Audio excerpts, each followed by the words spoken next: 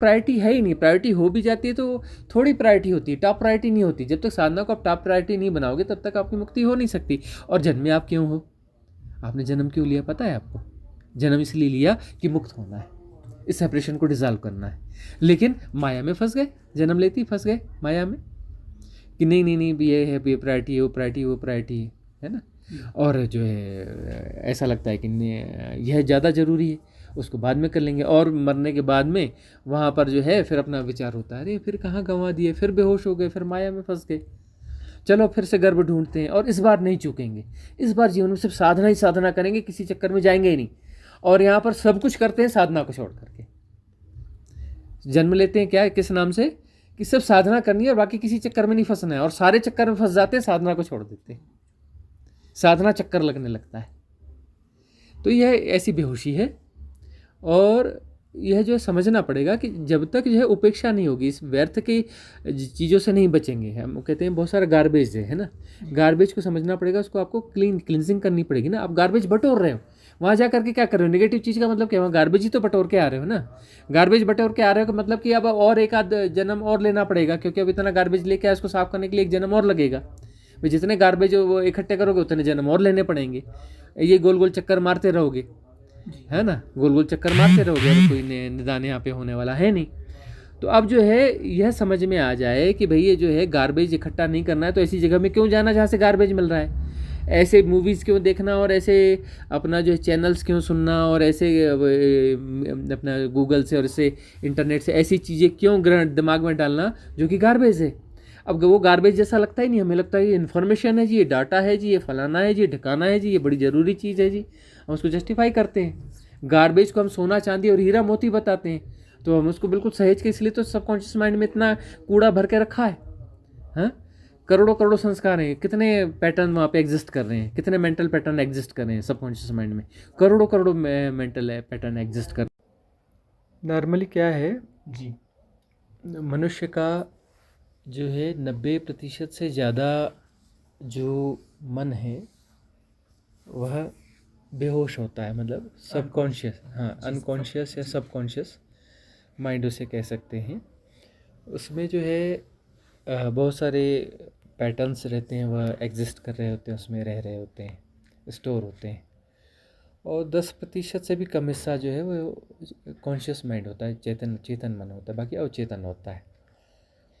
तो अवचेतन मन जो है वो लगातार बढ़ रहा है, जिस प्रकार की प्रैक्टिसेस हैं अभी लाइफ में, जिस प्रकार का जीवन जी रहे हैं, टेक्नोलॉजी वाला, इन्फॉर्मेशन वाला, जितनी इन्फॉर्मेशंस और ये, और जितना जो जीवन में इनसिक्योरिटी बढ़ रही है, असुरक्षा की भावना बढ़ रही है, और धन को कमाने की होड़, महत्वाकांक्षा, इस प्रकार की बहुत सारी चीज़ें, इन्फीरियरिटी कॉम्प्लेक्स, ये सब बहुत सारी चीज़ें हो रही हैं।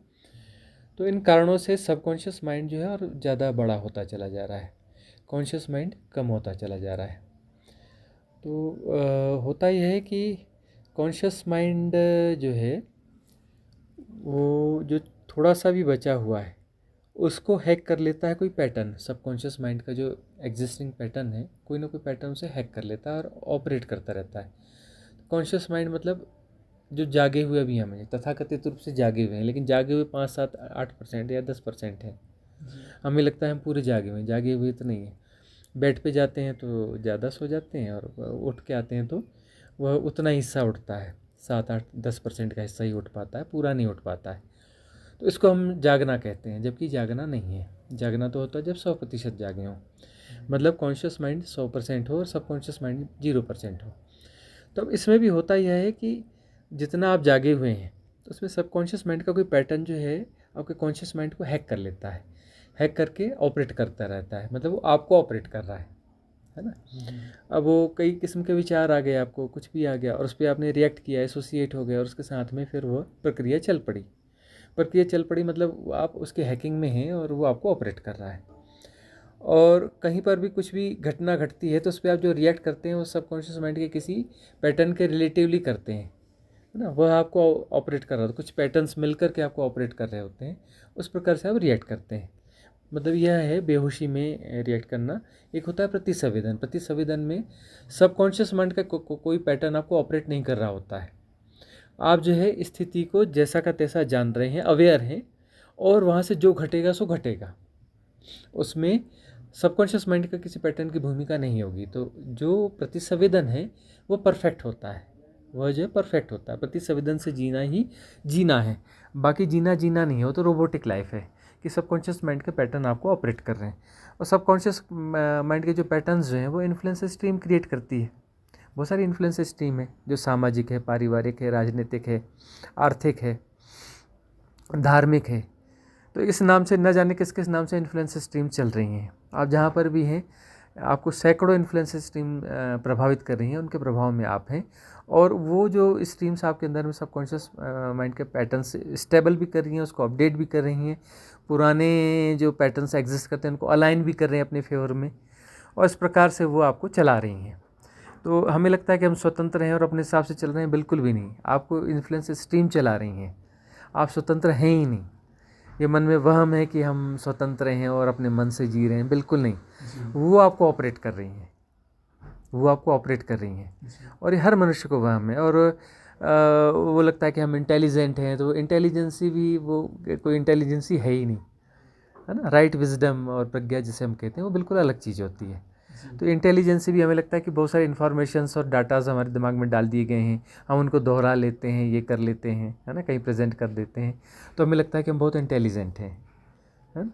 और इसका हम एनालिसिस कर लेते हैं कहीं बिल्कुल उसी बेहोशी में, किसी के पैटर्न के थ्रू हम जो है इसका एनालिसिस कर लेते हैं। तो एनालिसिस हम कर लेते हैं तो हमें लगता है कि हम बहुत इंटेलिजेंट हैं, और सारे नतीजे जो है वो इन्फ्लुएंस सिस्टम्स के अकॉर्डिंग ही आते हैं, उसके अकॉर्डिंग ही आते हैं। मतलब उस स्ट्रीम का ही एक हिस्से की तरह हम बिहेव कर रहे होते हैं।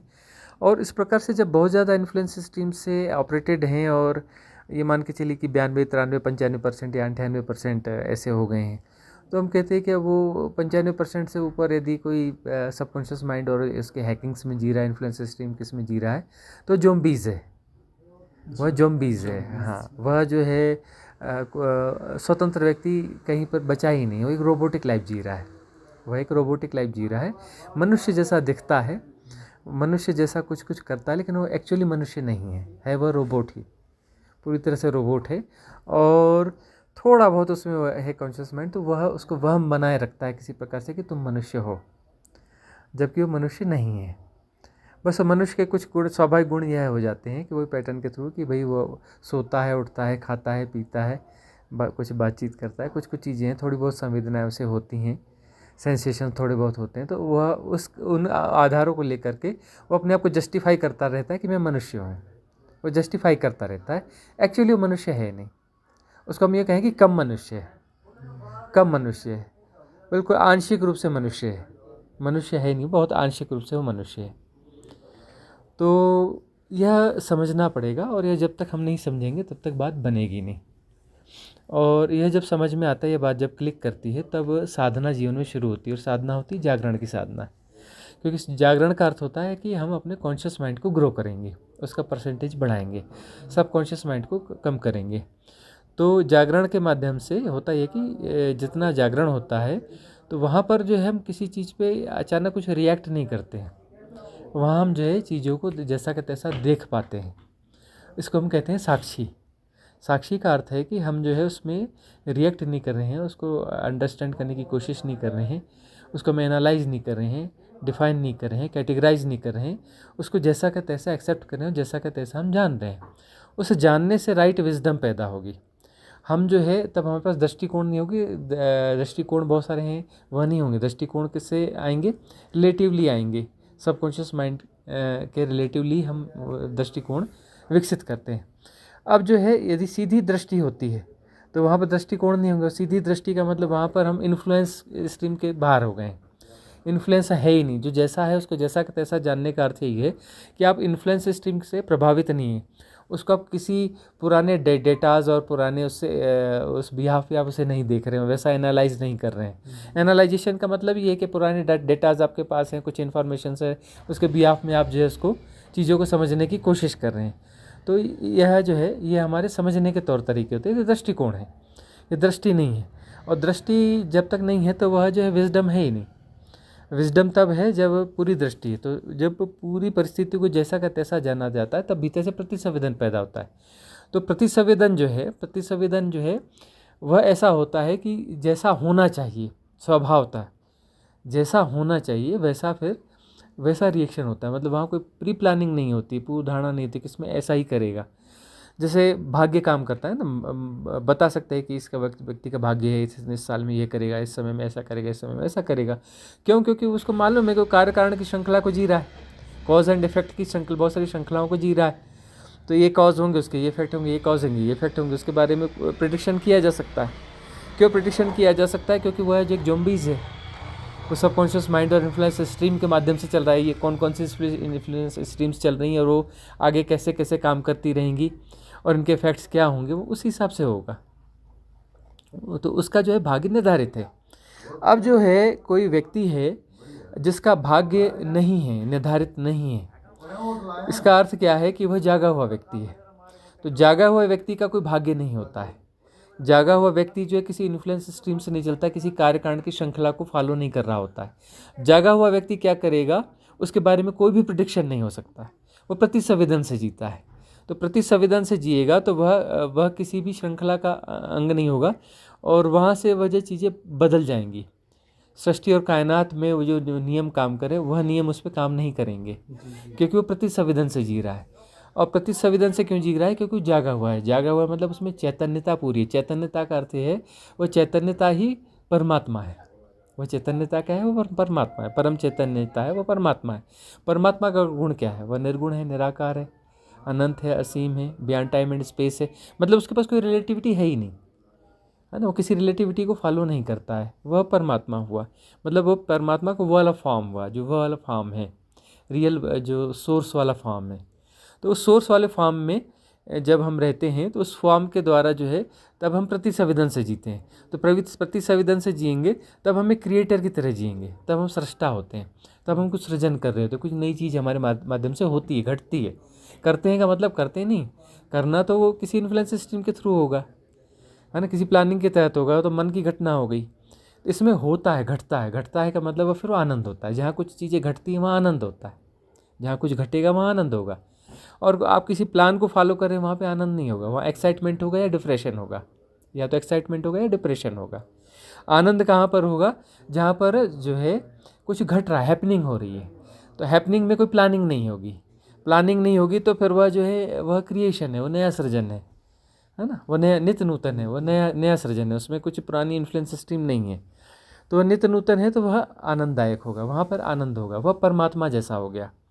वह व्यक्ति परमात्मा जैसा हो गया क्योंकि वह प्रतिसंवेदन से जी रहा है। प्रतिसंवेदन से जी रहा है मतलब परमात्मा जैसा। उसका कोई कर्म प्रारब्ध नहीं बनता, कोई कार्य कारण श्रृंखला उसकी नहीं बनती है, उसकी कोई कार्य कारण श्रृंखला नहीं बनती, कोई कर्म बंधन कर्मा अकाउंट उसका बनता ही नहीं है ना। कर्मा अकाउंट कब बनेगा? जब वह किसी इन्फ्लुएंस स्ट्रीम से प्रभावित होकर काम कर रहा है।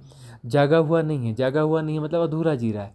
यदि जाग के जी रहा है तो पूरा जी रहा है, पूरा जी रहा है तो पूरा जी रहा है, तो वहीं बात पे ख़त्म हो जाती है ना। वही अपना कह रहे हैं कृष्ण अर्जुन से कि जो है तू कौन होता है करने वाला? ये तो सब हो रहा है, वो सब तो मारे जा चुके हैं। तू कौन होता है गुणा भाग लगाने वाला? तू मार, वो तो जो है मरे ही हुए हैं। तो तू कौन है? तू निमित्त है, तू निमित्त हो जा, निमित्त हो जा। वो तो मरे ही हुए हैं, वो तो मारे ही जाएंगे, तू बस निमित्त हो जा। तू मारने वाला कोई है नहीं। वो कहता है कि नहीं मैं हूँ का मतलब मैं बहुत सारी इन्फ्लुएंस स्ट्रीम का जोड़ हूँ, बहुत सारे प्रभावों का जोड़ हूँ, बहुत सारे इंप्रेशंस हैं, है ना। मैं यह हूँ, मैं फलाना हूँ, मैं अच्छा हूँ, बुरा हूँ, मैं ऐसा सोचता हूँ, मैं वैसा करता हूँ। तो ये इस प्रकार से जो सेपरेशन को जी रहा है, सेपरेशन को जी रहा है, तो सेपरेशन एक बीमारी है। सेपरेशन क्या एक बीमारी है ना। और निमित्त हो गया तो फिर निमित्त का मतलब मैं तो हूँ ही नहीं, बस हो रहा है, हो रहा है। जैसे पेड़ डोल रहे हैं, जैसे बादल आ रहे हैं, जैसे बारिश हो रही, जैसे तितली उड़ रही, जैसे सब कुछ हो रहा है, वैसे हो रहा है। उसमें युद्ध भी हो रहा है, उसमें अपना जो युद्ध के माध्यम जो हो रहा है वो हो रहा है, और वो जाना जा रहा है, वो जाना जा रहा है। एफर्टलेस नोइंग हो रही, जैसा का तैसा जाना हो रहा है। वो कि शरीर चल रहा है, इससे ये अपना जो है बाण चल रहे हैं और यह हो रहा है और इस प्रकार का हो रहा है, वो उसको जानता रहेगा, वो जानता रहेगा और वो घटता रहेगा, और उसका कोई कर्म प्रारब्ध नहीं बनेगा, क्योंकि वह जाना जा रहा है, पूरी तरह से जाना जा रहा है, जैसा का तैसा जाना जा रहा है। तो पूरी तरह से जाना जा रहा है, जैसा का तैसा जाना जा रहा है, तो वहाँ पर तो फिर कुछ और बचा ही नहीं ना। कोई कर्म प्रारब्ध बचा ही नहीं, वह परिपूर्णता है। परिपूर्णता में कुछ शेष नहीं बचता। जहाँ शेष बचता है वह समस्या है, जहाँ शेष बचेगा वो समस्या है। शेष बच गया मतलब उसका हिसाब किताब करना पड़ेगा। शेष बच गया मतलब उधार बच गया, कुछ बच गया, उसमें हिसाब किताब उसको अपडेट करना बाकी रह गया, उसको पूरा करना बाकी हो गया। तो इसलिए जो है साधना में भी क्या होता है कि साधना में वह सब उदीर्णाएँ होती हैं संस्कारों की। वो पुरानी जो दबी हुई चीज़ें हैं वो उभर के सामने आएंगी। उभर के जब सामने आएंगी तो उसको समतापूर्वक जानना पड़ता है। समतापूर्वक जानने का मतलब होता है रिलीविंग, राइट रिलीविंग, मतलब उसको हम फिर से जिएंगे। जिसको हम ठीक से नहीं जी पाए थे उस समय, तो उसको फिर से जिएंगे। तो हम कुछ नहीं कर रहे हैं, कुछ नहीं करना ही ठीक से जीना है। वह घट रहा है, वह हो रहा है और जाना जा रहा है। जाना जा रहा है मतलब वो जैसा उसको ठीक से जान लिया गया तो वो डिज़ॉल्व हो जाएगा। ठीक से नहीं जाना गया तो फिर वह जो है वह उसका शेष रह गया, वह शेष रह गया तो उसको रिस्टोर कर दिया जाएगा कि इसको बाद में कभी फिर से जान लिया जाएगा। जब ठीक से जान लिया जाएगा तब वो डिज़ॉल्व होगा। जब तक ठीक से नहीं जाना जाएगा वो डिज़ॉल्व नहीं होगा। तब जो है फिर वह शेष रह जाता है। और यदि ठीक से जाना जा रहा है होशपूर्वक तो वहाँ पर वह चीज़ डिज़ॉल्व हो जाएगी। तो साधना में यही होता है कि संस्कारों की उदीर्णा होगी और फिर उसकी निर्जरा होगी। निर्जरा कब होगी? जब समता भाव से हम उसको समझने की कोशिश नहीं कर रहे हैं, हम उसको एनालाइज नहीं कर रहे, उसको डिफाइन नहीं कर रहे, उसको सुधार नहीं रहे हैं, उसको नष्ट नहीं कर रहे हैं, उसको बना नहीं रहे हैं, हम कुछ नहीं कर रहे हैं। कुछ नहीं करने से सब होता है, करने वाले सब बिगाड़ देते हैं, बिना किए सब ठीक हो जाते हैं। अपने मूल मंत्र कुछ जब बोलते रहते हैं तो उसमें एक मूल मंत्र यही है कि करने वाले सब बिगाड़ देते हैं, बिना किए सब ठीक हो जाता है। तो जो करेगा तो वह जो है या तो अपडेट करेगा उसे, है ना, उस संस्कार को अपडेट करेगा, अपडेट करके रिस्टोर कर लेगा। और कुछ नहीं करेगा तो जैसा का तैसा जाना जाएगा और वह जो है डिज़ॉल्व हो जाएगा। क्यों डिज़ॉल्व हो जाएगा? क्योंकि उसके साथ एसोसिएशन नहीं है। एसोसिएशन नहीं है का मतलब क्या होगा कि उसको एनर्जी मिलेगी नहीं। एसोसिएट करके आप उसे एनर्जी देते हैं, क्योंकि रियल में आपकी बीइंग क्या है? रियल में आपकी बीइंग है फॉर्म ऑफ एनर्जी, है ना। इस शरीर में आप हैं लेकिन आप कौन हैं? फॉर्म ऑफ एनर्जी हैं। तो फॉर्म ऑफ एनर्जी हैं तो आप किसी के साथ एसोसिएट होंगे तो आप उसे एनर्जी ट्रांसफ़र कर रहे हैं, उसे फीड कर रहे हैं, है ना, उसे खून पिला रहे हैं अपना। ये देसी भाषा में हम कहें तो उसे आप अपना खून पिला रहे हैं। तो आप जिसके साथ भी एसोसिएट हो रहे हैं सब अपना खून पिला रहे हैं, मतलब उसे आप फीड कर रहे हैं। अपनी जो एनर्जी है, फॉर्म ऑफ एनर्जी, उसे आप ट्रांसफ़र कर रहे हैं।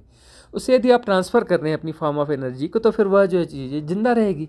तो सबकॉन्शियस माइंड के जो पैटर्न है उनको आप लगातार फीड कर रहे होते हैं, तभी वो जिंदा है। आप बेहोश हैं, बेहोश का मतलब क्या है कि सारी एनर्जी वहाँ ट्रांसफ़र हो रही है। कहाँ ट्रांसफ़र हो रही है? तो आपके सबकॉन्शियस माइंड में ट्रांसफ़र हो रही है। और जितने भी वहाँ एग्जिस्टिंग जो भी पैटर्न्स हैं, मेंटल पैटर्न्स, जो भी पैटर्न्स वहाँ पर एग्जिस्ट कर रहे हैं उनको फीड कर रहे हैं, वो आपकी एनर्जी वहाँ जा रही है। और जाग रहे हैं, जाग रहे का मतलब डिसोसिएट हो गए। डिसोसिएट मतलब हो गए का अर्थ है कि आप किसी की फीडिंग बंद कर दी। बेटी फीडिंग बंद हो गई तो मतलब सारी एनर्जी बच गई तो फिर वो क्या करेगी? एनर्जी तो ठहरती नहीं है, एनर्जी तो गतिमान होती है ना। ठहरी हुई एनर्जी जैसा कुछ होता है? ऊर्जा ठहरती है कहीं? ऊर्जा कहीं ठहरती नहीं है। हाँ, ऊर्जा वह है जो लगातार गतिमान है ना, प्रवाह में है, उसकी गतियाँ होती रहेंगी तो वो अपनी गतिज ऊर्जा में रहेगी। गतिज ऊर्जा है, ऊर्जा गतिज ऊर्जा है। ऊर्जा जो है फिर क्या करेगी? वह राइट पाथ पे जाएगी, मतलब वह जो है निम्न चक्रों से उच्च चक्रों की ओर जाएगी, है ना। तो जो भी अपना संस्कार हैं ये हैं वो अलग अलग चक्रों का प्रतिनिधित्व करते हैं। जैसे भय से रिलेटेड संस्कार है तो वह जो है नाभि चक्र होगा, यानी स्वाधिष्ठान चक्र होगा, है ना। काम वासना से संबंधित है तो मूलाधार चक्र होगा। कुछ भावना से संबंधित संस्कार है तो वह जो हृदय चक्र से रहेगा। तो ऐसे 7 चक्र हैं हमारे। तो 6 चक्र जो हैं उन 6 चक्रों से जुड़ी हुई बहुत सारी चीज़ें रहती हैं। तो उन चक्रों से जुड़ी हुई जो भी समस्याएं हैं वहाँ पर वह स्टोर होते हैं। तो अब ऊर्जा जो है, ऊर्जा ऊपर उठेगी तो वो एक्चुअली उठती है तो उस ऊर्जा को कौन सक कर लेता है? जो वहाँ पर संस्कार हैं वो सक कर लेते हैं। उन्हें जिंदा रहने के लिए खुराक चाहिए। खुराक क्या है? एनर्जी है।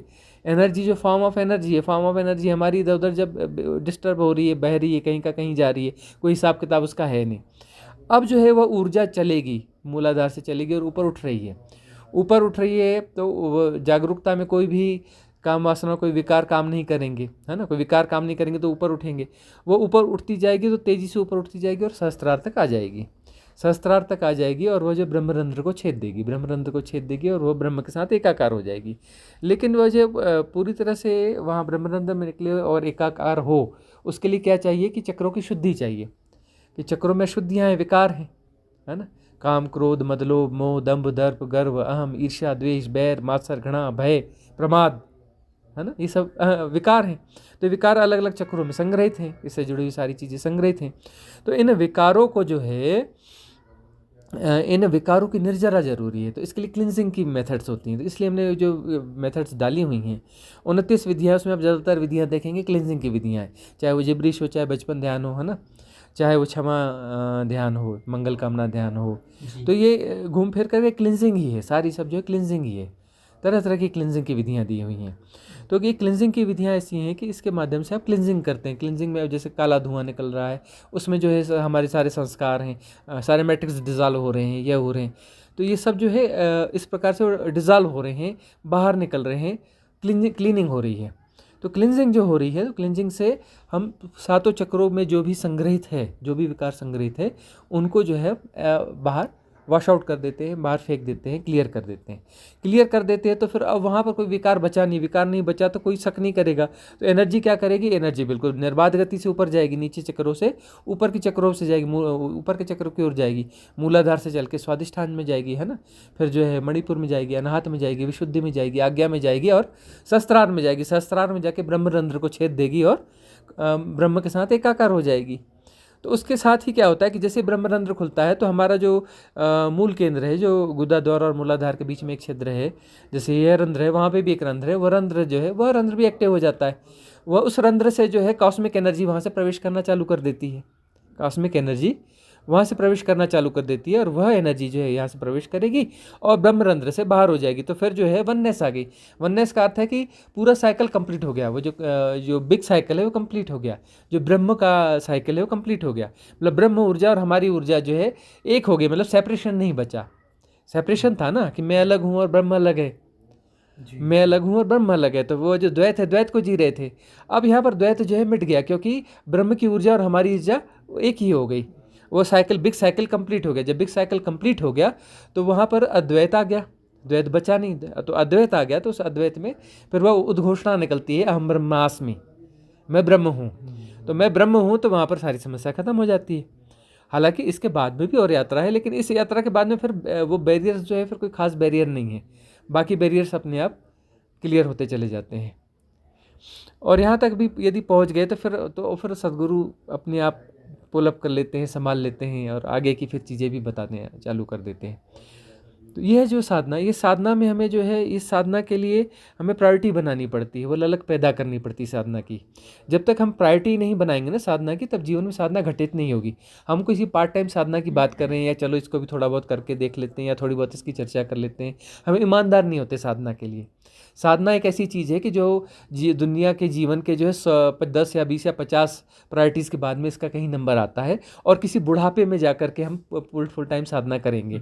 तो जिसने जीवन पूरा इस तरीके के जिया हो, गड़बड़ तरीके से जीवन जिया हो, कैसे आप सोचते हैं कि इतने सारे रॉन्ग पैटर्न्स को जीने वाला, उस प्रैक्टिस में जीने वाला व्यक्ति अचानक धार्मिक हो जाएगा और साधना में चला जाएगा और साधना की गहराइयों में उतर जाएगा, फुल टाइम साधना कर लेगा?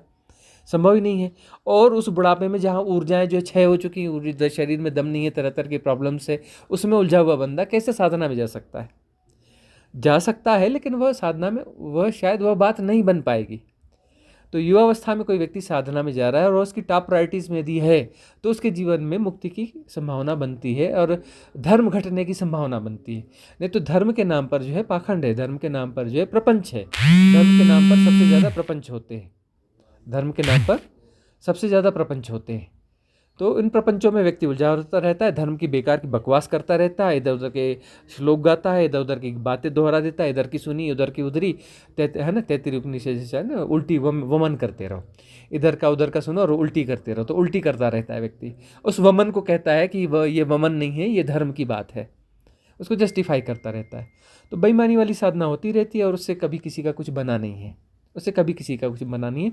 उससे यही होता है कि वो व्यक्ति जो है इस प्रकार से अपने को उलझाता रहता है और एक फाल्स सर्टिफिकेट क्रिएट करता रहता है कि मैं धार्मिक हूँ, और जो है ये शरीर जो है समय एक माइक घटना है, माया है, इल्यूजन है, समय जैसी कोई चीज़ होती नहीं, बीत जाती है ना, है ही नहीं।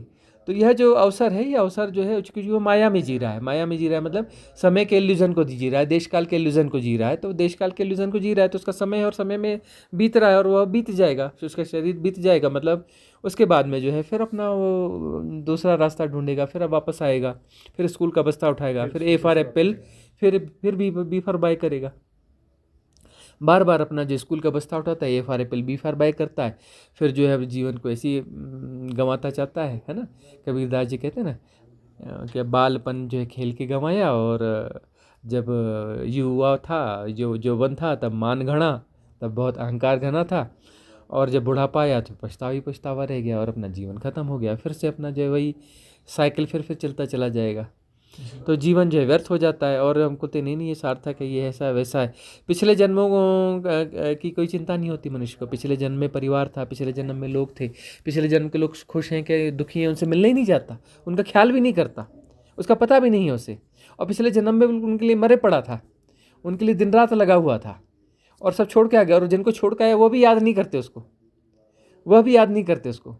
अब इस जन्म में वो लगा हुआ है, इस जन्म में हाय तौबा किंतु परंतु सब कर रहा है, और जो है मर जाएगा, और मर जाने के बाद इस जन्म अगला जन्म लेगा, तो इस जन्म में जिनके लिए इतनी हाय तौबा कर रहे हैं उनको कभी याद भी नहीं करेगा, और ना ये जो जिनको छोड़ के गया है ना ये याद करने वाले।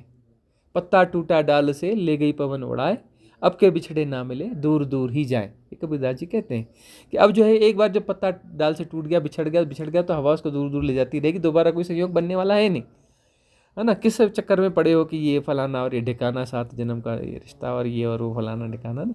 हम ये नहीं कहते कि व्यवहारिक सत्यों को नहीं निभाना चाहिए, व्यवहारिक सत्य है उन्हें निभाना चाहिए, लेकिन जो है स्पष्टता होनी चाहिए कि ये व्यवहारिक सत्य है, सत्य नहीं है, ये सत्य अभिनय पूर्वक निभाने के लिए है। ये जानना है कि अभी इसका अभिनय करना पड़ेगा, लेकिन सत्य है ही नहीं, यह समझ पैदा करनी पड़ेगी। ये राइट इंटेलिजेंस है। हम अपने आप को इंटेलिजेंट मानते हैं, लेकिन इंटेलिजेंस एक्चुअली हमारे पास नहीं होती है। हम जो है झूठ को सत्य मानते हैं, और अब डेटास को बस दोहरा कर हम कहते हैं हम बहुत इंटेलिजेंट बंदे हैं। तो राइट इंटेलिजेंस वाला जो बंदा है वो साफ साफ कहेगा कि भाई ये तो व्यवहारिक सत्य है, इसको अभिनय पूर्वक निभाना है, हम इससे भाग नहीं रहे हैं कहीं पर। भाग के कहाँ जाओगे, ये घर छोड़ोगे तो दूसरा घर चाहिए, धन वहाँ भी चाहिए, भोजन वहाँ भी चाहिए, व्यवस्था वहाँ भी चाहिए। तो ठीक है, ये जहाँ हो वहीं रहो, जो है वही करो, लेकिन जो है उसको अभिनय पूर्वक जियो, है ना। वही गीता में भगवान कृष्ण और क्या कह रहे हैं कि जीवन को अभिनय पूर्वक जियो, है ना। कर्ता भाव नहीं होना चाहिए, अभिनय पूर्वक जियो। अभिनय पूर्वक जियोगे तो फिर कर्ता नहीं बन पाओगे, करता ही रहोगे। जाना जा रहा है कि बस कर्म है, अभिनय पूर्वक किया जाना है, घट रहा है, हो रहा है, तो वह जो है वहाँ कर्ता की कोई स्थिति है ही नहीं, क्योंकि कर्ता जो है, कर्ता का मतलब एसोसिएशन है, एसोसिएशन का मतलब है कि आप इन्फ्लुएंस स्ट्रीम में फंसे हुए, आप इन्फ्लुएंस स्ट्रीम में फंसे हुए, इन्फ्लुएंस स्ट्रीम में आपको ऑपरेट कर रही हैं, है ना। सबकॉन्शियस माइंड में जो पैटर्न्स है वो आपको ऑपरेट कर रहे हैं, तो इन्फ्लुएंसेस के थ्रू आप चल रहे हो। तो होश के साथ यदि जी रहे हो आप, तो फिर अपना जो है पारमार्थिक सत्य को पारमार्थिक सत्य की तरह जानोगे, व्यवहारिक सत्य को व्यवहारिक सत्य की तरह जानोगे, अभिनय पूर्वक जियोगे, अकर्ता में जियोगे। अकर्ता का व्यक्ति जो जी रहा है, जो अकर्ता है, वह हैपनिंग में जी रहा है, प्रति संवेदन में जी रहा है, प्रति संवेदन में जी रहा है, तो उससे कुछ अपना गलत होता ही नहीं है, क्योंकि परिपूर्णता में जी रहा है, होश में जी रहा है, होश में जी रहा है, तो कर्म प्रारब्ध बनते नहीं है। और होश में जीने से जो है पुराने कर्म प्रारब्ध कटते चले जाते हैं, कटते चले जाते हैं, कटते चलते। साधना जो है पुराने कर्म प्रारब्ध को काटने की साधना है, उसको क्लीन करने की साधना है।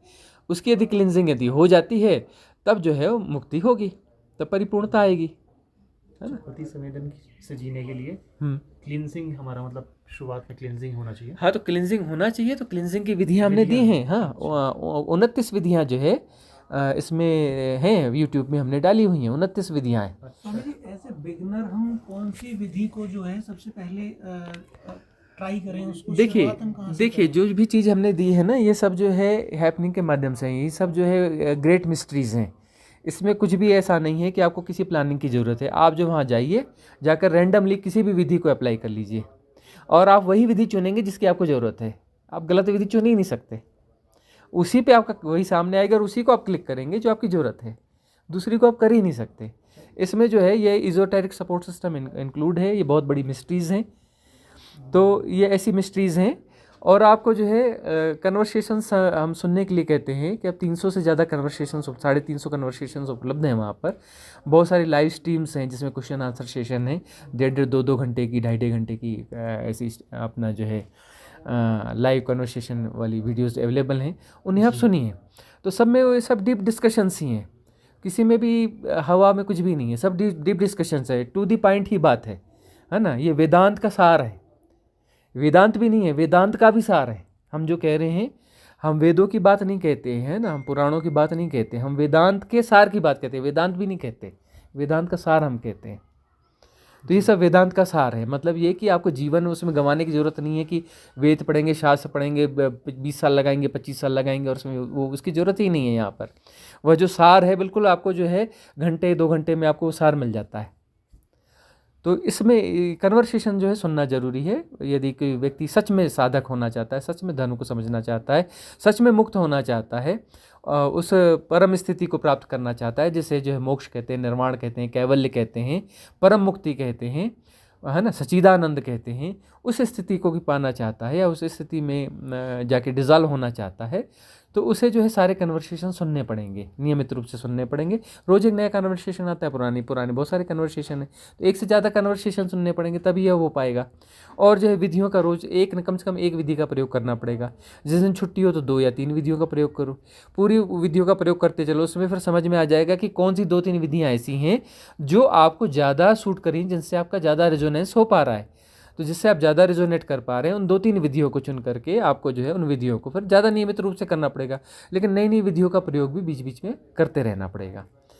तो यह जो है फिर आप इससे करते करते करते जो क्लिनजिंग प्रॉपर आपकी हो जाएगी, राइट अलाइनमेंट हो जाएगा सही 7 चक्रास का, और जो है मुक्ति का मार्ग प्रशस्त होगा, तभी प्रशस्त हो पाएगा। और कुछ प्रश्न है आपका? तो एक प्रश्न मन में है जो कि बिहेवियरल एस्पेक्ट के साथ जुड़ा हुआ है, जो मैंने पिछले कुछ समय में अपने साथ महसूस किया है कि यदि हम एक ग्रुप ऑफ पीपल के साथ जुड़े हुए हैं और वहाँ वो भी हमारा ज़रूरी है वहाँ पे रहना, और ऐसे में वो ग्रुप ऑफ पीपल हमें यदि कुछ वहाँ से नकारात्मकता आ रही है, तो क्या हमें उससे अपने आप को डिटैच करना सही है, या वहाँ जुड़े रहकर किस प्रकार से उसको मैनेज करके चलें जिससे कि वहाँ बने भी रहें, और एक मतलब एक मध्य मार्ग पे हम किस तरह वहाँ से वहाँ पे बने भी रहना है हमें, और कैसे उसको हैंडल करें। समझ गए हम आपकी बात को। अब ऐसा है कि संसार में ऐसा है कि बहुत सारे ऐसे ग्रुप्स हैं कि संसार में रहना भी ज़रूरी है, उन ग्रुप्स के साथ रहना भी ज़रूरी है, उनके बगैर भी काम नहीं चलता, और वहाँ से नेगेटिविटी भी आती है। अब नेगेटिविटी आती है तो उससे हम अपने आप को कैसे बचाएं? तो इसमें तो एक बात तो यह है कि बहुत अपने आप को झंझोड़ के पूछ लें कि क्या उस ग्रुप की हमें बहुत ज़्यादा ज़रूरत है, क्या उसके बगैर हम नहीं रह सकते क्या। तो उसके लिए अपने आप को झंझोड़ने के अलावा बीच बीच में उस ग्रुप के साथ अपने को गैप देना चाहिए, स्पेस देना चाहिए कि उस ग्रुप के साथ हम इंटैक्ट नहीं हुए 15 दिन, 20 दिन, 1 महीना, और उस महीने में हम जागरूकतापूर्वक जिए, और उस समय को हमने किसी दूसरी जगह इन्वेस्टमेंट के लिए, जैसे साधना में कर लिया, या फिर कहीं भ्रमण में कर लिया, या फिर अपना जो है फिजिकल फिटनेस वगैरह उसमें हमने कर लिया, अपने परिवार को दिया वो समय, है ना, उसके साथ मिलकर के कुछ आउटिंग कर लिया, कुछ और क्रिएशन कर लिया उस समय में। ऐसा करके देख लिया कि उस ग्रुप के बगैर हम कैसा महसूस कर रहे हैं। कि ग्रुप की नीड इसलिए भी होती है कि अरे भाई वो मोनोटोनस लाइफ हो गई, थोड़ा चेंज करने के लिए चाहिए, जबकि वह जो हैबिट भी है उनके साथ जो बार बार मिलते हैं वो भी एक मोनोटोनस सिस्टम है ना। उसको हम जस्टिफाई करते हैं कि मोनोटोनस लाइफ से निकलने के लिए जा रहे हैं, जबकि वो भी एक मोनोटोनस जो हमारी प्रैक्टिस है। तो इसको जो हम अलग तरीके से भी हम कर सकते हैं कि अलग अलग तरीके से उसको साधना और परिवार के साथ आउटिंग या कहीं और नेचुरल प्लेस पे जाना, और इस प्रकार से हम उसको दे सकते हैं। कुछ क्रिएशन हम कर सकते हैं, क्रिएशन कुछ ऐसा कर सकते हैं कि हम कुछ जो है अपनी कुछ हॉबीज़ को पहचाने, उस हॉबीज़ के साथ जाएं, संगीत है, चित्रकला है, साहित्य है, इसमें हम जा सकते हैं। सुनना या खुद कुछ सृजन करना, खुद से सृजन होना, वह भी बहुत अच्छी बात होती है। हर व्यक्ति के अंदर कुछ ना कुछ ऐसा सृजन की क्षमता होती है। व्यक्ति या तो उसके भीतर या कवि हो सकता है, गीतकार हो सकता है, गायक हो सकता है, चित्रकार हो सकता है, मूर्तिकार हो सकता है, कुछ ना कुछ सृजन वो कर सकता है। हर व्यक्ति के भीतर वह है, अपने किसी उस हॉबीज़ को, अपने उस गुण को वह विकसित कर सकता है। इस तरीके से भी हम जो है उस ग्रुप से बाहर हो सकते हैं। और उस ग्रुप से बाहर होने का मतलब ये है कि फिर बहुत गाहे बगाहे हम उसमें जाएं, और जाएं तो बड़े होशपूर्वक जाएं, उसमें साधना करके फिर जाएं, ताकि वो जो उनके इन्फ्लुएंसेस हैं हमें प्रभावित न कर पाएँ। तो फिर उसे लंबे गैप के बाद जाएंगे, साधना करके जाएंगे, तब हमें और अच्छे से दिख पाएगा कि यह जो कुछ भी हो रहा है जो कुछ भी वहाँ हो रहा है वह जो है गैर ज़रूरी है और बेकार है, और यहाँ रह कर के हम समय बर्बाद कर रहे हैं और हम अपने आप को हार्म कर रहे हैं वहाँ पर बैठ कर के।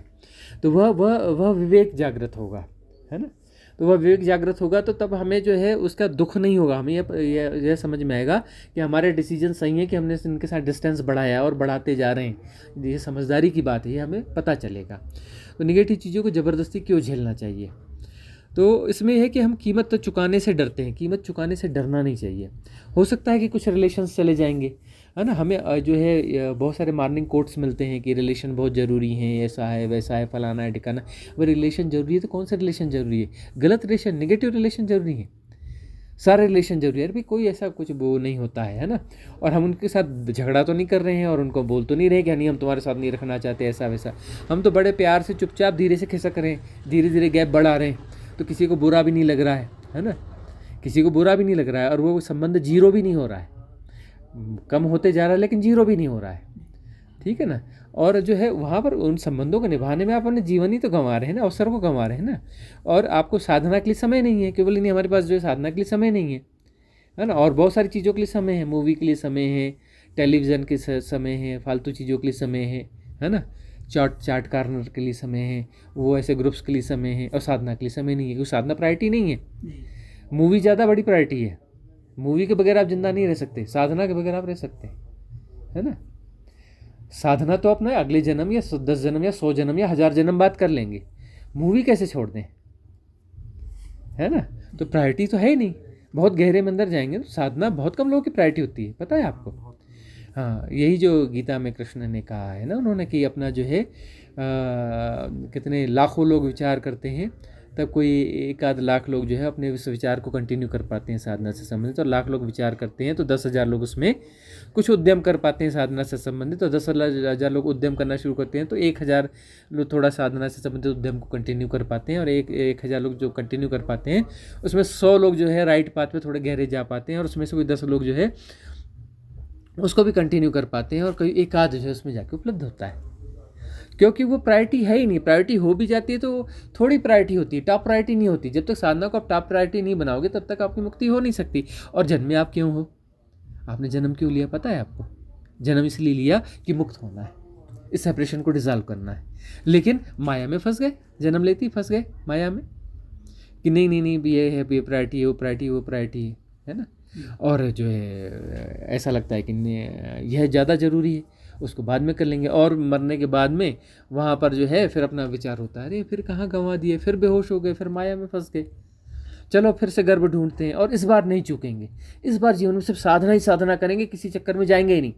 और यहाँ पर सब कुछ करते हैं साधना को छोड़ करके, जन्म लेते हैं क्या किस नाम से कि सिर्फ साधना करनी है और बाकी किसी चक्कर में नहीं फंसना है। और सारे चक्कर में फंस जाते हैं, साधना को छोड़ देते हैं, साधना चक्कर लगने लगता है।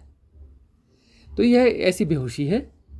और यह जो समझना पड़ेगा कि जब तक जो है उपेक्षा नहीं होगी, इस व्यर्थ की चीज़ों से नहीं बचेंगे। हम कहते हैं बहुत सारा गार्बेज है ना, गार्बेज को समझना पड़ेगा, उसको आपको क्लींजिंग करनी पड़ेगी ना। आप गार्बेज बटोर रहे हो, वहाँ जा करके क्या कर रहे हो, नेगेटिव चीज़ का मतलब क्या, वहाँ गार्बेज ही तो बटोर के आ रहे हो ना।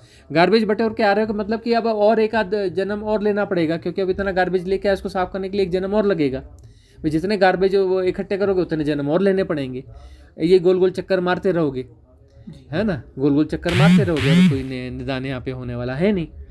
तो अब जो है यह समझ में आ जाए कि भाई ये जो है गार्बेज इकट्ठा नहीं करना है तो ऐसी जगह में क्यों जाना जहाँ से गार्बेज मिल रहा है, ऐसे मूवीज़ क्यों देखना, और ऐसे अपना जो है चैनल्स क्यों सुनना, और ऐसे अपना गूगल से और इससे इंटरनेट से ऐसी चीज़ें क्यों दिमाग में डालना जो कि गार्बेज है। अब वो गार्बेज जैसा लगता ही नहीं, हमें लगता है ये इन्फॉर्मेशन है जी, ये डाटा है जी, ये फलाना है जी, ये ठिकाना है जी, ये बड़ी ज़रूरी चीज़ है जी, हम उसको जस्टिफाई करते हैं। गार्बेज को हम सोना चांदी और हीरा मोती बताते हैं, तो हम उसको बिल्कुल सहेज के, इसलिए तो सबकॉन्शियस माइंड में इतना कूड़ा भर के रखा है। हाँ, करोड़ों करोड़ों संस्कार हैं, कितने पैटर्न वहाँ पे एग्जिस्ट कर रहे हैं, कितने मेंटल पैटर्न एग्जिस्ट कर रहे हैं सबकॉन्शियस माइंड में, करोड़ों करोड़ों मेंटल पैटर्न एग्जिस्ट कर रहे हैं। तो क्यों एग्जिस्ट कर रहे हैं, आपने उनको बचाया क्यों? क्योंकि आपको सोना चांदी हीरा लगता है, इसलिए तो बचा के रखा है, इसलिए तो आप उसको फीड कर रहे हो, इसलिए तो खून पिला रहे हो अपनी एनर्जी, आप फार्म अप एनर्जी, अपनी एनर्जी उन्हें फीड कर रहे हो। क्यों फीड कर रहे हो? क्योंकि आपके लिए वो सोना चांदी हीरा मोती है। और गौर से जाकर देखो तो दुर्गंध वाली चीज़ है, सड़ी हुई चीज़ है। तो सड़ी हुई चीज़ को आप अपना बिल्कुल अंदर सही सही कर ताले लगा लगा के रखे हो, हाँ, तो यह जैसे आपको समझ में आएगा कि उसे जो है कैसे ये कचरा है, गार्बेज है, गार्बेज को गार्बेज की तरह समझना पड़ेगा। पहली साधना की शुरुआत तो यही होगी कि ये गार्बेज है तो इसकी सफाई करनी पड़ेगी। अब आपको गार्बेज लगता ही नहीं तो क्लिनजिंग की मेथड आपका क्या कर लेने वाली है? क्यों करोगे? अरे मैंने क्यों साफ करना है इसको, यह तो मेरी सोना चांदी हीरा मोती है, मैंने क्यों साफ करना है इसको? उसको साफ तब करेंगे जब वो पता चले कि वो गार्बेज है, कूड़ा है। कूड़ा है तभी तो साफ करोगे ना। अब कूड़ा लगता ही नहीं तो उसको साफ कैसे करोगे? तो साधना में पहली चीज़ ये होती है कि पहले पहचानो कि यह जो है सोना चांदी हीरा मोती नहीं है, गार्बेज है। और स्पिरिचुअल गार्बेज बहुत सबसे ज़्यादा होता है, पता है आपको? धर्म के नाम पर हमने जो उल्टी सीधी चीज़ें इकट्ठी कर रखी हैं वो हमें लगता है कि ये रियल धर्म है और हम उसको जस्टिफाई कर रहे होते हैं, जबकि वह जो है अपना गार्बेज है ना, हम उसको जस्टिफाई कर रहे हैं।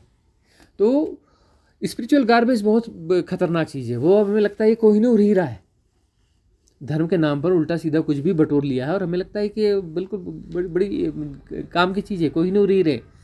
अभी धर्म तो वह है जहाँ पर निर्विकार है, निर्विचार है। वो धर्म कोई विचार थोड़ी ना है, धर्म कोई तथ्य थोड़ी ना है, धर्म कोई किताब थोड़ी ना है, धर्म कोई श्लोक थोड़ी ना है। धर्म तो एक निर्विचार निर्विकार अवस्था है जहाँ पर आप निर्विचार हैं, निर्विकार हैं, निर्गुण हैं, समय और उसके पार हैं, देश के मतलब टाइम एंड स्पेस के पार हैं, जहाँ पर ये माया पूरी तरह से खत्म हो गई है ना। टाइम का इल्यूजन है, यह एक माया है।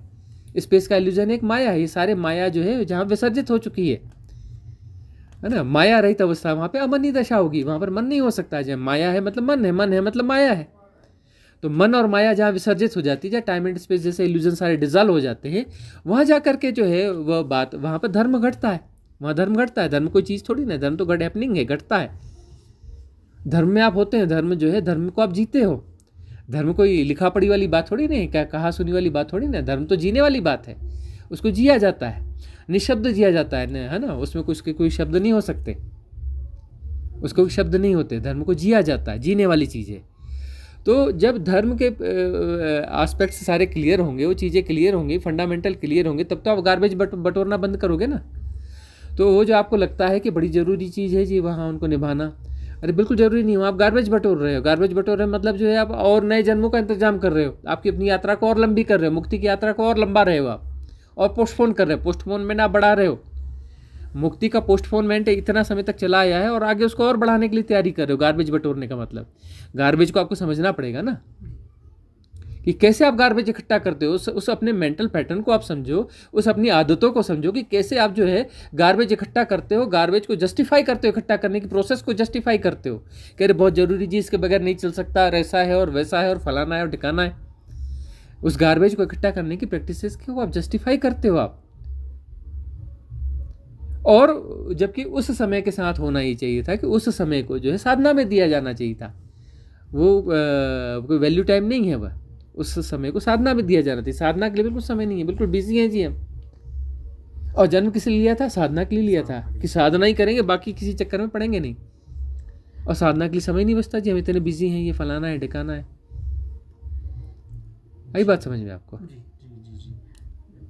स्वामी जी, जैसे ना अब जैसे फैमिलीज है, तो रिस्पॉन्सिबिलिटीज़ भी हैं। अब मेरे को अभी जैसे ना अभी मेरे को याद आ रहा था कि मेरी सिस्टर है, वो थोड़ा डिप्रेशन में है, या ये बोले बड़ी चिंतित है कि उसके जो मेरा भांजा है, मतलब उसका बेटा है, उसको 12th में नंबर थोड़े कम है और वो थोड़ा पढ़ाई में ना उसका मतलब थोड़ा विमुख हो रहा है। लेकिन अब ये क्या है, वैसे तो देखा है, पर अब है उसको टेंशन इस बात का, मतलब तो क्या इसका किया जाए? मतलब डिप्रेशन है थोड़ा सा।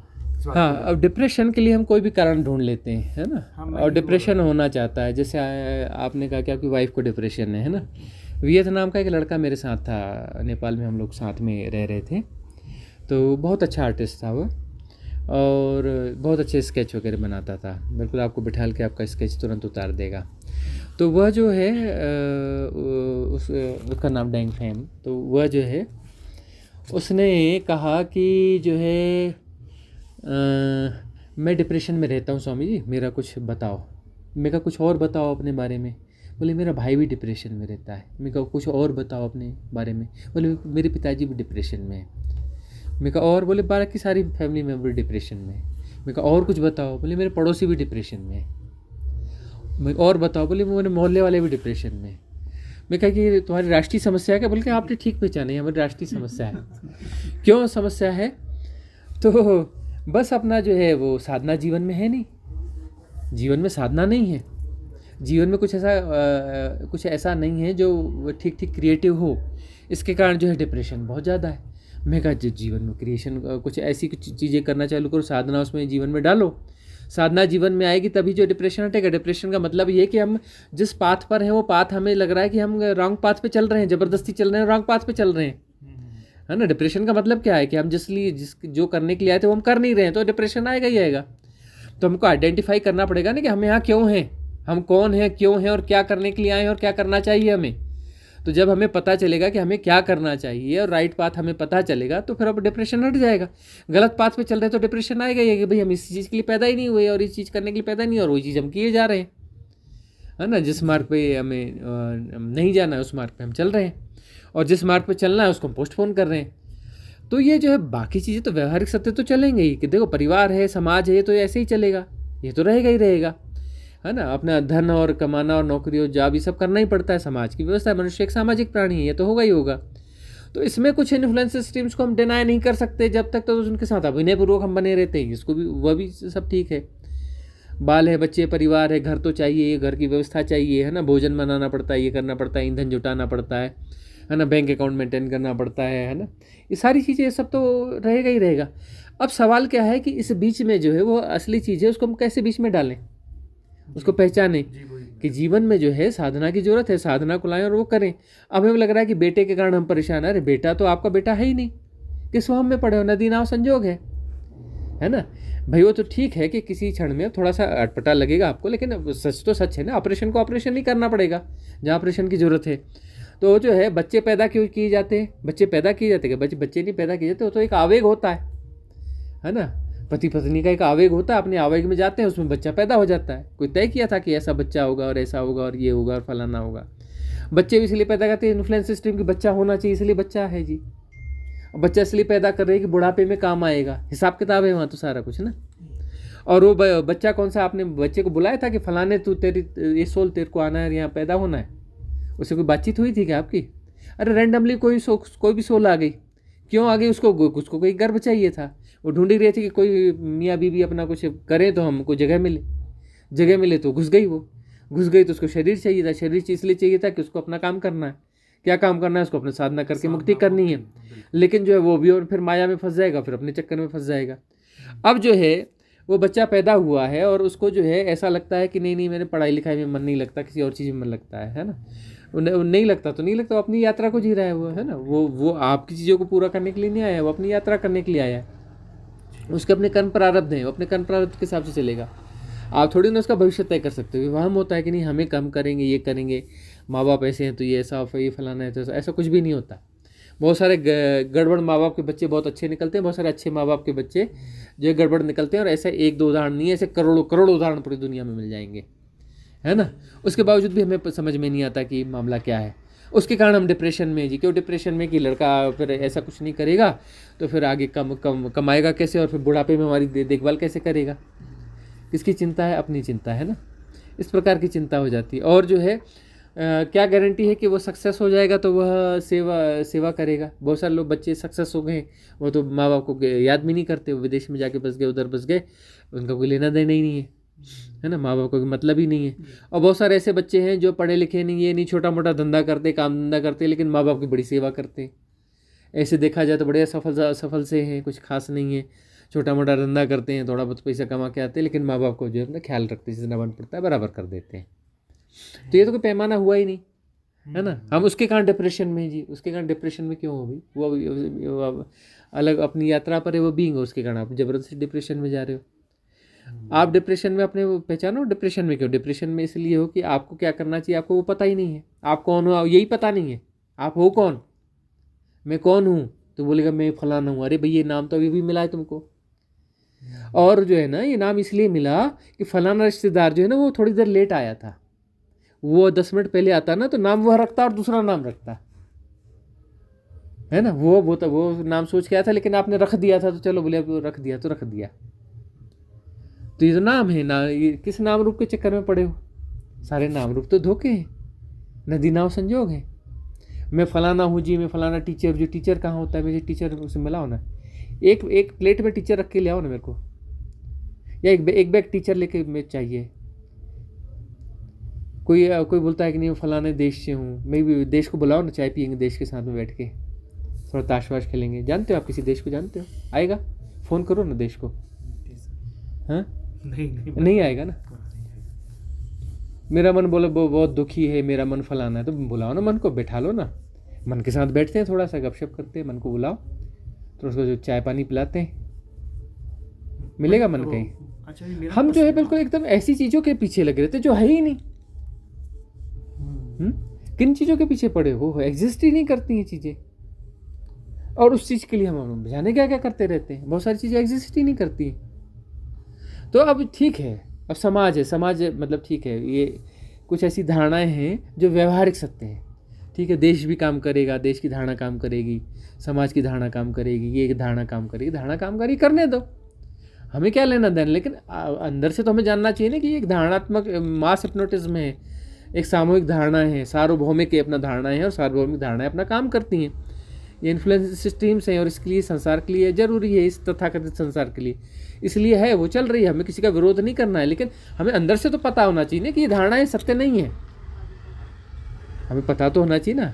अब मैं कौन हूँ, ये यही हमें पता नहीं, मैं कौन हूँ। मैं तो उल्टा सीधा कुछ भी बोल देते, मैं फलाना हूँ जी, मैं ठिकाना हूँ जी, मेरे को नहीं जानते।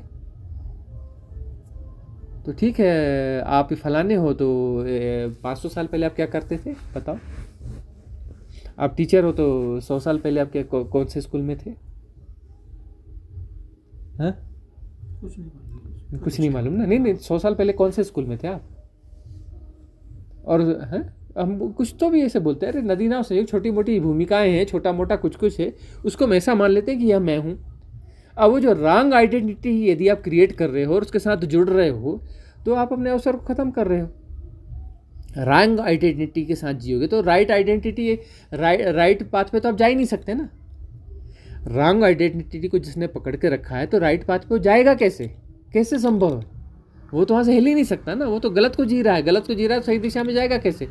जब उसे पता चलेगा कि यह नेति, ये जो नाम है मैं नहीं हूँ, ये रूप मैं नहीं हूँ, यह पद मैं नहीं हूँ, यह प्रतिष्ठा मैं नहीं हूँ, है ना, यह मैं नहीं हूँ। और अंततः बोलेगा कि शरीर भी मैं नहीं हूँ, शरीर है, शरीर जुड़ा हुआ है, शरीर के साथ कोई एसोसिएशन है, लेकिन शरीर मैं नहीं हूँ।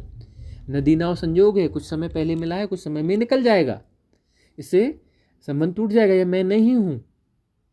नेति, न नाम न रूप न देह, मैं नहीं हूँ। फिर ये मन चलेगा कि मैं फलाना हूँ। अरे ये मन जो है चलता रहता है, कोई चीज़ है ही नहीं है, एनर्जी के कुछ वाइब्रेशंस हैं, चल रहे हैं, कोई प्रवाह है ना, उल्टे सीधे अनमैनेज्ड प्रवाह हैं।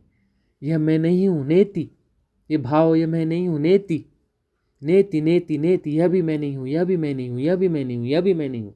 जब यह पता चलेगा कि यह सब मैं नहीं हूँ, तब तो ना मुक्ति होगी। नेति नेति नेति, मुक्ति किससे? इस बीमारियों से तो मुक्ति है, इल्यूजन से तो मुक्ति है। मुक्ति किस बात की है? मुक्ति तो बीमारियों से मुक्ति है ना, झूठ से मुक्ति है ना। मुक्ति कोई अलग चीज़ से थोड़ी, आपसे कुछ छीना थोड़ी ना जा रहा है, झूठ छीना जा रहा है, इल्यूजन छीने जा रहे हैं साधना के माध्यम से। और क्या है? और गुरु क्या कर रहा है? आपके इल्यूजन छीन रहा है ना, कि यह मैं हूँ, यह मैं। ये तू नहीं है भाई, तू कुछ और है, तू ये छोटा मोटा नहीं है, तू तो परम है, तू अजन्मा है, तू असीम है, तू निराकार है, इनफाइनाइट है, निर्गुण है, शाश्वत है, सनातन है, अमृत है। तो बोलता है नहीं मैं अमृत नहीं, मैं तो फलाना हूँ जी, मैं तो माँ बाप से जन्मा हूँ। वो माँ बाप भी मर जाने वाले और तुम भी मर जाने वाले हो, क्योंकि तुम यह हो। यदि तुम यह हो, नाम रूप हो, तो तुम मरने वाले हो। यदि तुम नाम रूप नहीं हो, नेति नेति नेति, तो जब शुद्ध रूप से जो तुम हो तो उसकी तो मृत्यु नहीं हो सकती। मृत्यु यदि तुम्हारी आइडेंटिटी गलत से आइडेंटिटी है, तो आइडेंटिटी तो जाने वाली है, तो तुम मरने ही वाले हो। तुम प्रतिपल मृत्यु की तरफ बढ़ रहे हो, क्योंकि तुम्हारी आइडेंटिटी गलत है। तो जिस चीज़ के साथ आइडेंटिटी हो तो टूटने वाली है। आज नहीं टूटेगी, कल टूटेगी, कल नहीं टूटेगी, परसों टूटेगी, टूटने ही वाली है। ये नाम रूप टूटने ही वाला है, मिट्टी मिट्टी में मिलने वाली है। मिट्टी मिट्टी में मिल जाएगी तो फिर तुम तो मरने ही वाले हो, क्योंकि तुम यह हो, तुम परमात्मा तो हो नहीं, तुम तो यह हो, फलाने हो, तुम तो यह शरीर हो, तो तुम तो मरोगे ही। और मरोगे तो गंदी मौत ही मरोगे, क्योंकि इतनी झूठी और ऑर्डिनरी चीज़ों के साथ आइडेंटिटी है, तो उसकी मौत तो ऐसी गंदी होने वाली है, अच्छी मौत तो होने वाली नहीं है। और जो है नेति नेति यह नहीं हो तो फिर तो ठीक है, वो जो शरीर है, शरीर को शरीर के साथ जो संयोग है उस विड्रा को होते हुए जानोगे, मन के साथ जो संयोग है उस एसोसिएशन को विड्रा होते हुए जानोगे, उस एसोसिएशन को खुद ही जो है खुद ही उसके साथ में तटस्थ भाव से बने रहोगे, दूर साक्षी बने रहोगे, उसको विड्रा होते हुए देखोगे। ये शरीर गया और मैं तो हूँ ही नहीं, या मन गया मैं हूँ ही नहीं, इसके लिए ना कोई शब्द दोगे ना भाषा दोगे। ऐसा थोड़ी बोलोगे कि मैं हूँ ही नहीं, वहाँ तो ना भाषा है ना शब्द है ना कुछ भी नहीं है। अंततः तो कहोगे कि आत्मा भी मैं नहीं हूँ, क्योंकि आत्मा भी तो कोई सेपरेशन ही है ना, आत्मा भी कोई कॉन्सेप्ट ही है। फिर बोलोगे आप परमात्मा, बोले परमात्मा भी मैं नहीं हूँ। इसलिए तो पतंजलि कहते हैं ईश्वर क्या है, ईश्वर एक उपाय है, ईश्वर सिर्फ एक उपाय है, ये पतंजलि कहते हैं, योग वशिष्ठ में कहते हैं, योग सूत्र में कहते हैं अपने, है ना। तो जो है अपना जो है इस इल्यूजन्स को इल्यूजन्स की तरह जान लिया जाए, भ्रम को भ्रम की तरह जान लिया जाए तो मुक्ति का मार्ग है। अब भ्रम को भ्रम की तरह नहीं जाना जाएगा तो यार मैं इसलिए डिप्रेशन में हूँ कि मेरा बेटा ऐसा है जी, ये ऐसा है जी, फलाना ऐसा है जी, ये ऐसा है जी। अब जो छोटी छोटी चीज़ों के साथ आइडेंटिटी बनी हुई है, झूठ के साथ आइडेंटिटी बनी हुई है, तो फिर झूठ के सारे चीज़ें भोगते रहोगे। खुद ही विषय सर्कल पैदा कर रहे हैं, खुद ही समस्याएं पैदा कर रहे हैं, उन समस्याओं का फिर समाधान ढूंढ रहे हैं, समाधान भी गलत जगह पे ढूंढ रहे हैं। अब गलत जगह पे समाधान ढूंढेंगे तो वहाँ से कोई मिलेगा। हम जो है वो उल्टी सीधी साइकोलॉजिकल प्रॉब्लम ढूंढेंगे और किसी साइकोलॉजिस्ट के पास में जा रहे हैं, और साइकोलॉजिस्ट क्या कर लेगा, उसे खुद का ही नहीं पता है कि नहीं। अभी वह जो है खुद की समस्या है वो सॉल्व नहीं कर पाया, खुद की मुक्ति वो तय नहीं कर पाया, वो दूसरों की मुक्ति क्या तय करेगा। वह जो टेम्परेरी को रिलीफ दे देगा, छोटी मोटी चीज़ें करेगा, थोड़ा सा स्ट्रेस कम हो जाएगा, बोलेगा हाँ ठीक है। परमानेंट सॉल्यूशन वो दे नहीं सकता, परमानेंट सॉल्यूशन तो साधना में ही मिलेगा, है ना। वहाँ से तो टेम्परेरी मिलेगा, परमानेंट सॉल्यूशन तो साधना में ही मिलेगा। जब हम जो ऐसी आइडेंटिटीज़ हैं जो हमारी बनाई, ऐसे हमारे तादाद में बने हुए हैं, गलत चीज़ों के साथ तादाद में बने, जो हम है ही नहीं, तो जब तक विड्रॉ नहीं होंगे तब तक समस्या बनी रहेगी।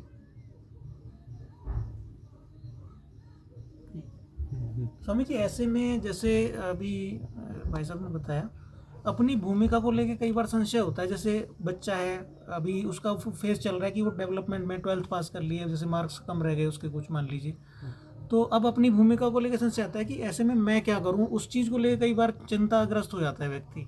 हाँ, तो चिंताग्रस्त तो होना चाहता है, क्योंकि वो चिंताग्रस्त होने के लिए है कि उसको लगता है कि ये उसके साथ आइडेंटिटी कि मेरा बेटा है, तो अभी तो इससे उसको नौकरी नहीं मिलेगी, फिर इसके जीवन में संघर्ष होगा। अब इसके साथ संघर्ष होगा तो मेरे साथ भी संघर्ष होगा, उसकी फाइनेंशियल प्रॉब्लम होगी तो मुझे भी वो करनी पड़ेगी। यदि उसको अच्छे से पास होता है, अच्छी नौकरी लग जाती है, तो हमको उसको फंडिंग नहीं करनी पड़ेगी, वो उल्टा हमें फंडिंग करना चालू कर देगा। तो ये सारी चीज़ें भीतर भीतर जुड़ी हुई है ना, सारी भीतर भीतर जुड़ी हुई है। उसके ताने बाने ढूंढोगे तो सारे ताने बाने मिल जाएंगे कि चीज़ें क्यों परेशान कर रही है। उसके ताने बाने ढूंढोगे तो ताने बाने सब मिल जाएंगे ना, बहुत कठिन थोड़ी नहीं ताने बानों को ढूंढना। अब जो है वो ऐसा क्यों, वो वैसा क्यों, वैसा क्यों, और जो इन्फ्लुएंस स्ट्रीम कहती कि नहीं जी वो पढ़ना चाहिए और नौकरी मिलना चाहिए, है ना। और बोलते हैं कि ये सरकारें बहुत गलत कर रही हैं, नौकरियाँ नहीं दे रही हैं। अरे भाई नौकरियाँ कितनी देंगे, कितने लोगों को नौकरियाँ दी जाती है, लिमिटेड लोगों को नौकरियाँ दी जा सकती हैं ना। इतने लोगों को नौकरियाँ दी हैं, इसके लिए पैसा नहीं आ रहा है, इसके लिए ज़बरदस्ती इतने टैक्स लगाने पड़ रहे हैं, इनकी तनख्वाहें देना मुश्किल है, इनकी पेंशन्स देना मुश्किल है, इनकी इतनी सुविधाएं देनी पड़ती हैं, इतने फंड देने पड़ते हैं, तरह तरह के इनके जो एरियर्स और ये और वो तरह तरह के वो जो फैसिलिटीज़ और मेडिकल और ये सब देने पड़ते हैं। वो देने के लिए जो है सरकारों के पास पैसे नहीं हैं। सरकार का सबसे बड़ा बजट ही इसी में चला जाता है ना। सबको सरकारी नौकरी चाहिए और वो बजट जो है बड़ा बजट चला जाता है और वो लगातार उनकी बढ़ती रहती है। तो डंडे मार मार के पब्लिक से वसूला जा रहा है टैक्स, छोटी छोटी कंपनियों से उनसे पकड़ पकड़ के डंडे मार मार के टैक्स वसूला जा रहा है, ताकि इनको अपना जो है तनख्वाहें दे सके। और लोग बोलते हैं नहीं ये भी हमारा बेटा भी सरकारी नौकरी में जाना चाहिए, सरकारी दामाद बनना चाहिए, क्योंकि जो है वहाँ पर फुल सिक्योरिटी है। कितने लोगों को दी जाएगी वो नौकरी, और उस फुल सिक्योरिटी के लिए कितने लोगों को डंडे मारने पड़ेंगे, जो दो टैक्स दो, जबरदस्ती टैक्स दो, टैक्स दो, ये टैक्स लगाओ, वो टैक्स लगाओ, है ना। तो ये सब अपना विशेष सर्कल इस प्रकार के चलते रहते हैं और हमें वही चाहिए। अब यह जो है वह बच्चा हो सकता है कि वह सरकारी नौकरी में जाने के लिए तैयार है, तो फिर तो मतलब पागल होगा, क्योंकि वहाँ पर जो है इतना ज़्यादा इन्फ्लुएंस स्ट्रीम है कि 100 पोस्ट निकलेगी तो वहाँ पर 1 लाख और 2 लाख लोग अप्लाई करेंगे 100 पोस्ट के लिए, है ना। एक चपरासी के लिए इंजीनियर भी अप्लाई करता है, क्योंकि गवर्नमेंट की सर्विस है जी।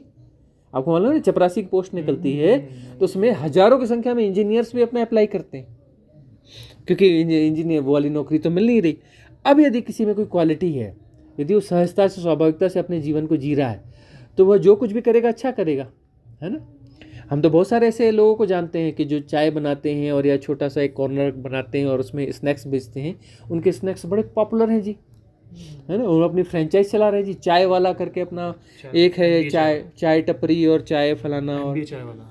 हाँ, MBA चाय वाला, है ना। वो तो बड़े बड़े कारोबार हैं, है ना। करने वाले तो कहीं से भी अच्छा कर लेते हैं यदि उनमें अपनी उनको स्वाभाविक तरीके से जी रहे हैं तो उनको।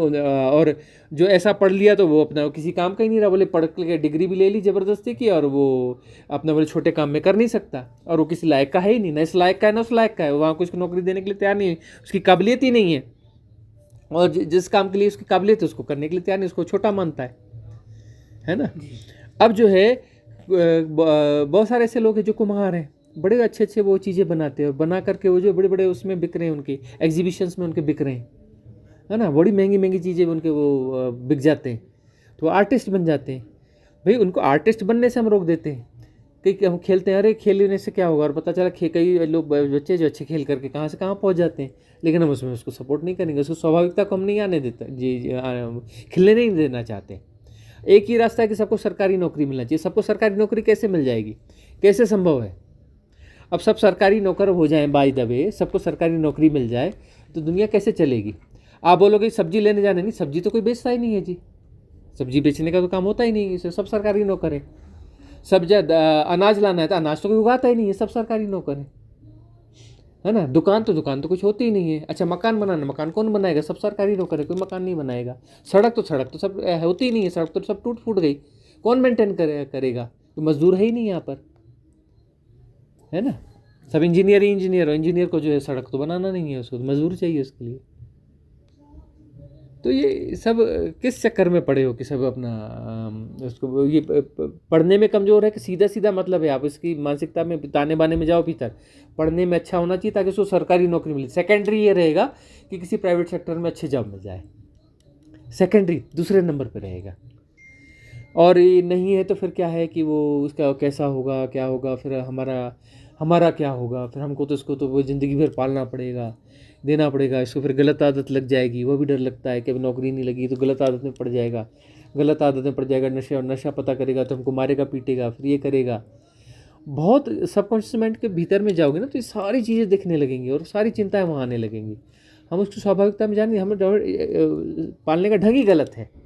बच्चों को पालना चाहिए कि बेटा अपनी स्वाभाविकता को समझ और उसको जी और देख कि तुझे क्या करना है ना।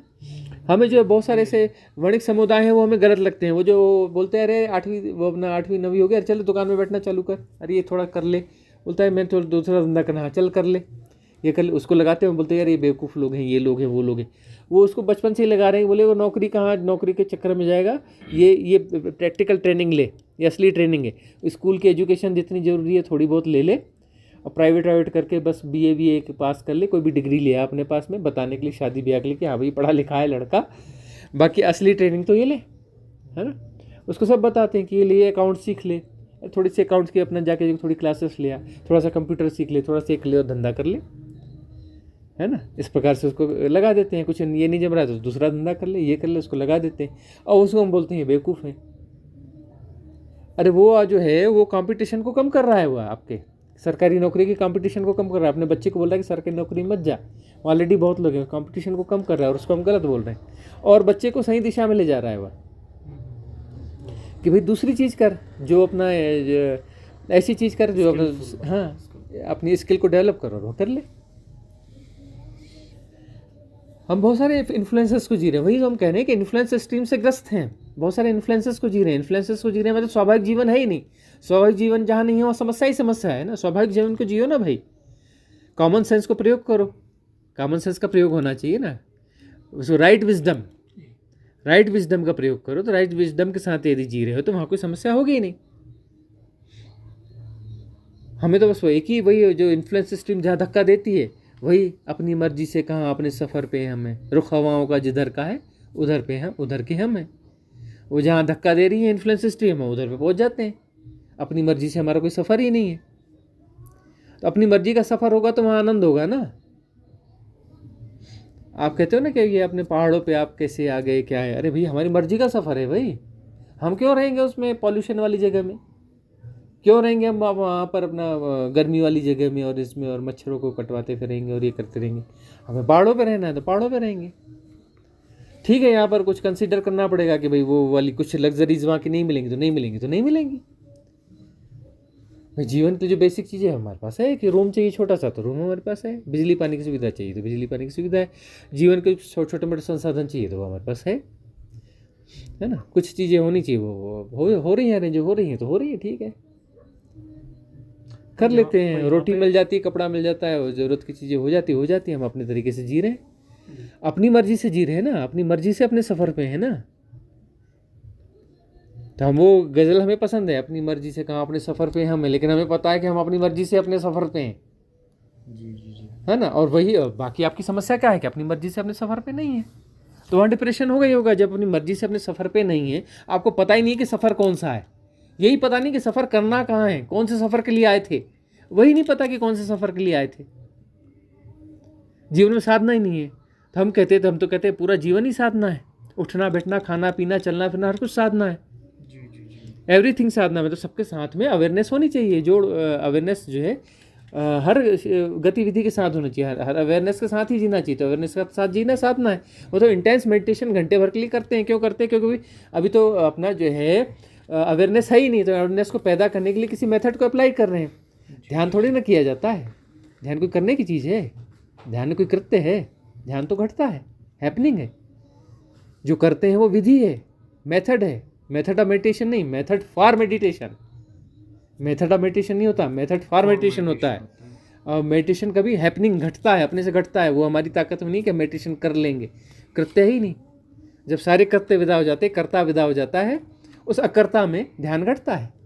ध्यान कब घटेगा? जब अकर्ता होगा, जब कुछ नहीं कर किया जा रहा होगा और सब हो रहा है ऐसा जाना जा रहा होगा, सब हो रहा है और जाना जा रहा है, कहीं कोई कंसंट्रेशन नहीं होगा, कहीं कोई एकाग्रता नहीं होगी तो ध्यान घटेगा। कंसंट्रेशन और एकाग्रता होगी तो ध्यान घट ही नहीं सकता, क्योंकि वो कृत्य हो गया।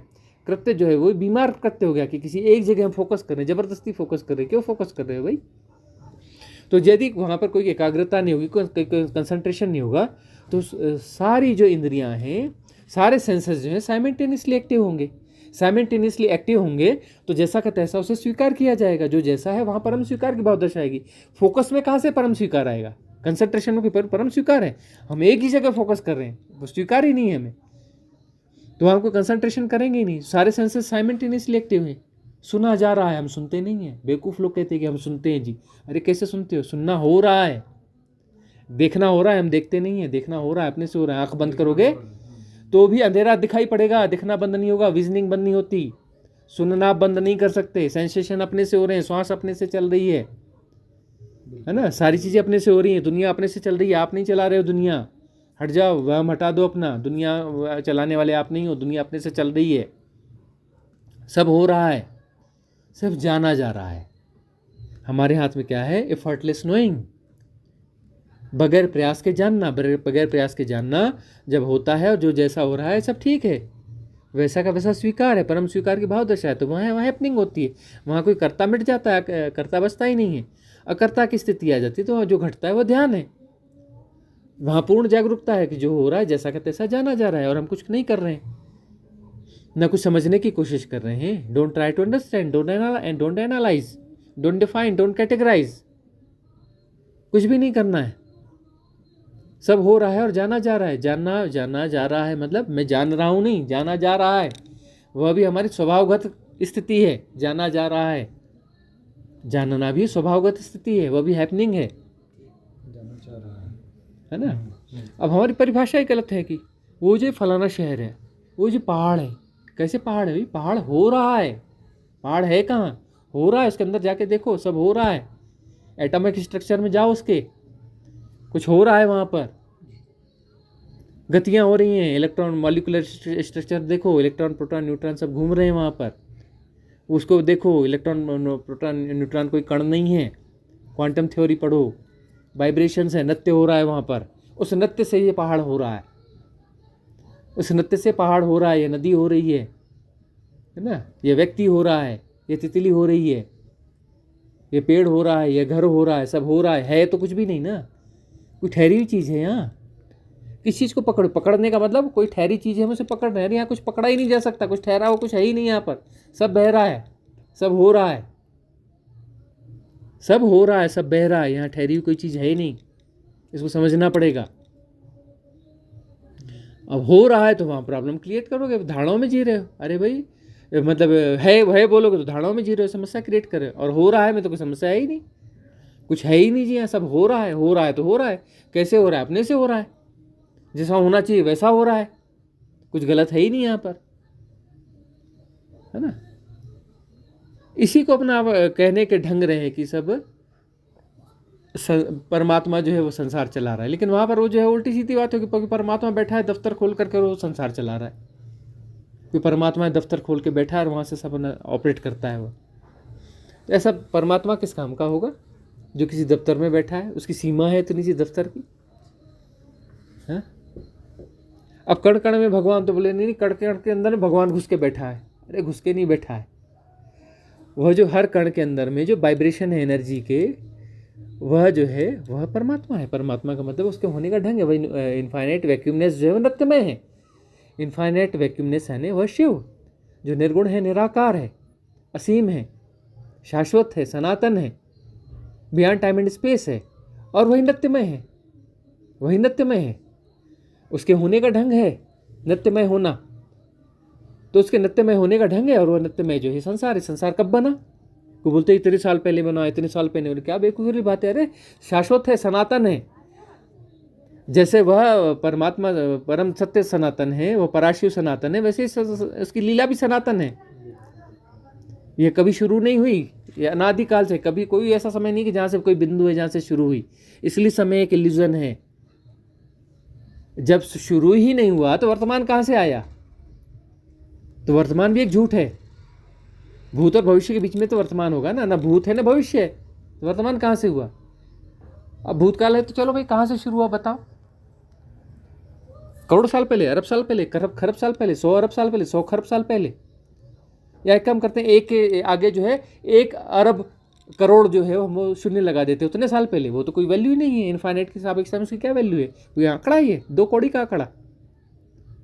2 कौड़ी भी मूल्यवान होगी ना, उसका तो कोई मूल्य है? उसका तो कोई मूल्य ही नहीं है। इनफाइनाइट की सापेक्षता में इन आंकड़ों की क्या वैल्यू? 0।